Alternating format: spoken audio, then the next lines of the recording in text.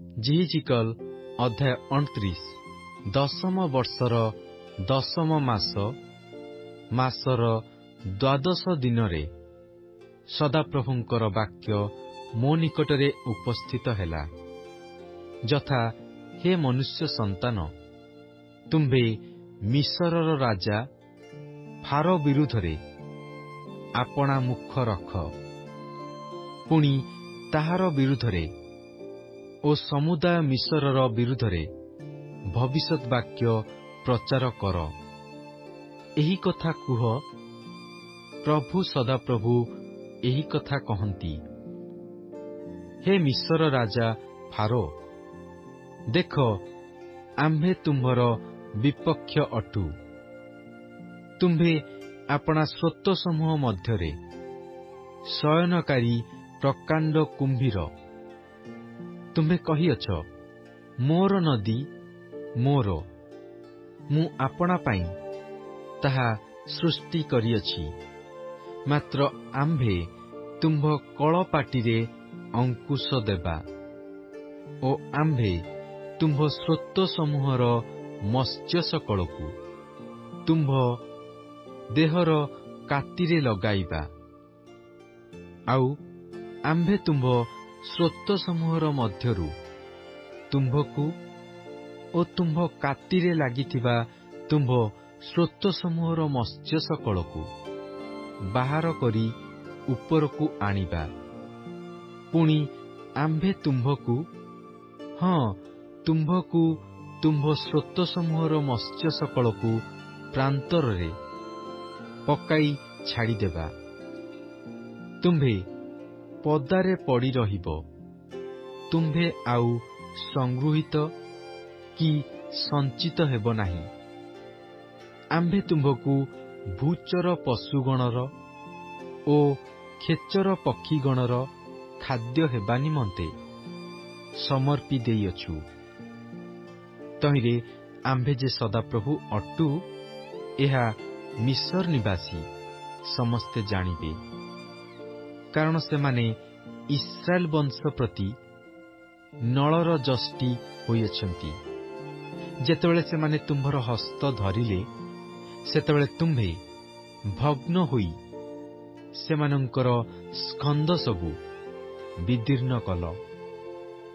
ଆଉ ଯେତେବେଳେ ସେମାନେ ତୁମ୍ଭ ଉପରେ ଆଉଜିଲେ, ସେତେବେଳେ ତୁମ୍ଭେ ଭଗ୍ନ ହୋଇ ସେମାନଙ୍କର ସମସ୍ତ କଟିଦେଶ ଅଚଳ କଲ।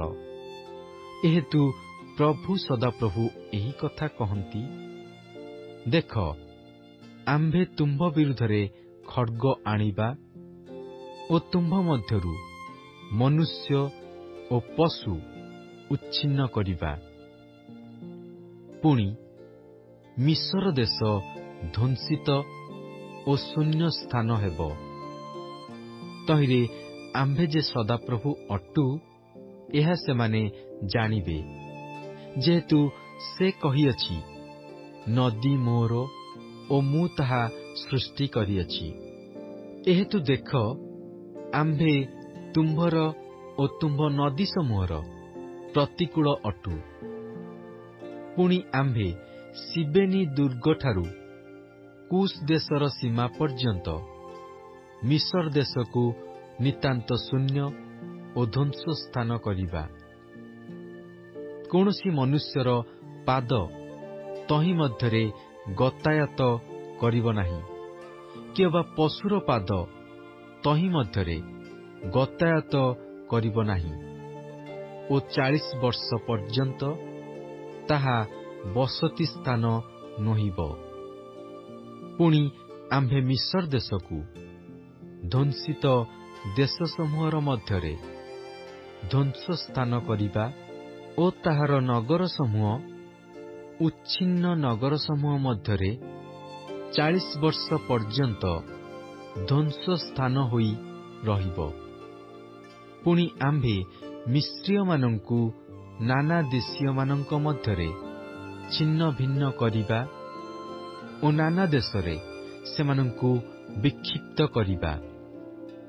କାରଣ ପ୍ରଭୁ ସଦାପ୍ରଭୁ ଏହି କଥା କହନ୍ତି, ମିଶ୍ରୀୟମାନେ ଯେଉଁ ଗୋଷ୍ଠୀମାନଙ୍କ ମଧ୍ୟରେ ଛିନ୍ନ ଭିନ୍ନ ହୋଇଅଛନ୍ତି, ସେମାନଙ୍କ ମଧ୍ୟରୁ 40 ବର୍ଷର ଶେଷରେ ଆମ୍ଭେ ସେମାନଙ୍କୁ ସଂଗ୍ରହ କରିବା, ଆଉ ଆମ୍ଭେ ମିଶରର ବନ୍ଦିତ୍ୱାବସ୍ଥା ପରିବର୍ତ୍ତନ କରିବା ଓ ସେମାନଙ୍କର ଜନ୍ମସ୍ଥାନ ପଥ୍ରୋସ୍ ଦେଶକୁ ସେମାନଙ୍କୁ ଫେରାଇ ଆଣିବା।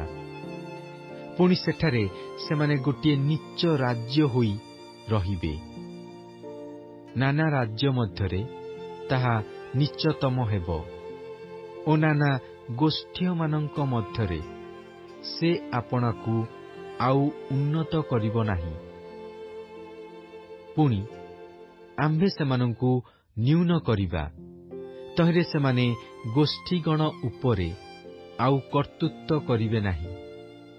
ଆଉ ଇସ୍ରାଏଲ ବଂଶ ମିଶ୍ରୀୟମାନଙ୍କର ଅନୁସରଣ କରିବା ପାଇଁ ଫେରିବା ବେଳେ ମିଶର ସେମାନଙ୍କର ଅପରାଧ ସ୍ମରଣାର୍ଥକ ବିଶ୍ୱାସ ଭୂମି ଆଉ ହେବ ନାହିଁ। ତହିଁରେ ଆମ୍ଭେ ଯେ ପ୍ରଭୁ ସଦାପ୍ରଭୁ ଅଟୁ, ଏହା ସେମାନେ ଜାଣିବେ। ଅନନ୍ତର 27 ବର୍ଷର ପ୍ରଥମ ମାସରେ, ମାସର ପ୍ରଥମ ଦିନରେ ସଦାପ୍ରଭୁଙ୍କର ବାକ୍ୟ ମୋ ନିକଟରେ ଉପସ୍ଥିତ ହେଲା, ଯଥା, ହେ ମନୁଷ୍ୟ ସନ୍ତାନ, ବାବିଲର ରାଜା ନବୁଖଦ୍ନେସ୍ଜର ଆପଣା ସୈନ୍ୟ ସାମନ୍ତକୁ ସ୍ୱର ବିରୁଦ୍ଧରେ ଭାରି ପରିଶ୍ରମ କରାଇଅଛି। ପ୍ରତ୍ୟେକ ମସ୍ତକ ଟାଙ୍ଗରା ହେଲା ଓ ପ୍ରତ୍ୟେକ କାନ୍ଧର ଚମ ଛିଡ଼ିଗଲା।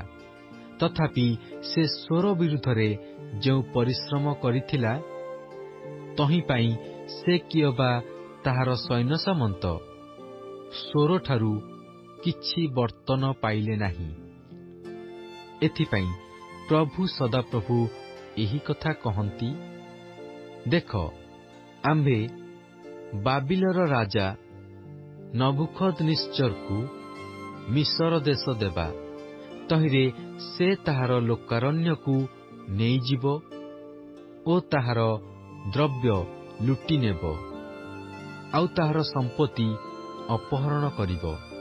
ପୁଣି ଏହା ତାହାର ସୈନ୍ୟ ସାମନ୍ତର ବେତନ ହେବ। ସେ ଯହିଁ ପାଇଁ ପରିଶ୍ରମ କଲା, ତାହାର ସେହି ପୁରସ୍କାର ରୂପେ ଆମ୍ଭେ ତାହାକୁ ମିଶର ଦେଶ ଦେଇଅଛୁ, କାରଣ ସେମାନେ ଆମ୍ଭ ନିମନ୍ତେ କାର୍ଯ୍ୟ କଲେ। ଏହା ପ୍ରଭୁ ସଦାପ୍ରଭୁ କହନ୍ତି।